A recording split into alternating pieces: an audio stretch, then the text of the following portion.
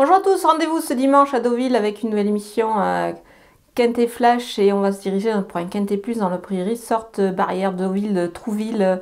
Un handicap réservé à des chevaux de 4 ans et plus, la distance 1500 mètres. On va évoluer sur la surface, c'est la PSF ici. Des éléments plutôt intéressants, on va voir un petit peu qui se détache.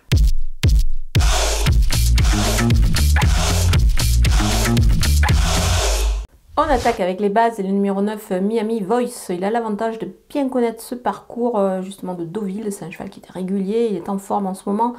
Il est à suivre en priorité ici à mon avis. Surtout, il est associé aussi également à Christophe Soumillon. Le numéro 1, Kilo Echo, il a longtemps été absent et avait besoin de courir. Il revient dans les handicaps en 43 de valeur. C'est une valeur qu'il avait lors de sa victoire dans un handicap, donc ça se présente plutôt bien ici. Malgré son numéro de corde en dehors, moi j'y crois. Le numéro 2, Climate Change, il n'a couru qu'une fois sur le sable, mais c'est pas un souci à mon avis pour cet élément intéressant dans les handicaps. Il a bien couru dans un handicap similaire récemment, il devrait pouvoir confirmer. Je le garde assez haut, même si lui aussi a hérité d'un numéro tout à l'extérieur. Les opposants avec le numéro 6, Tumbler, il est compétitif à cette valeur, même s'il a été vu sur le gazon ces derniers temps. Il faut s'en méfier dans ce lot.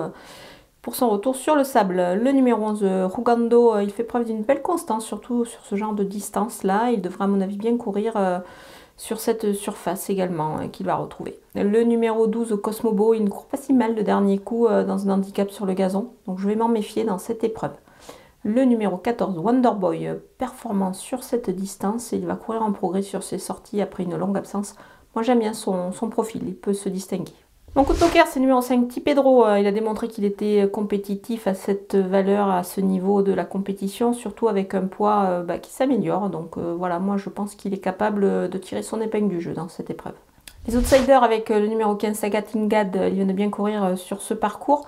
Il devrait avoir son mot à dire ici pour les places à cette valeur. Le numéro 13, Verdansk, vient de bien courir dans un réclamé sur cette piste. Il peut encore rivaliser ici à mon avis, surtout pour une petite place, ça paraît intéressant. Le numéro 8, Toijk, il connaît bien ce parcours. Pour les premières places, ça me paraît un petit peu compliqué évidemment, mais on le connaît bien celui-là et on le verra évidemment pour compétitif dans une combinaison élargie. Le numéro 7, Quartz du Houlet, il a de l'expérience, mais alors je le préfère sur le gazon. Toutefois, il est capable encore d'accrocher un lot, même s'il devra bénéficier d'une course sur mesure pour pouvoir s'illustrer.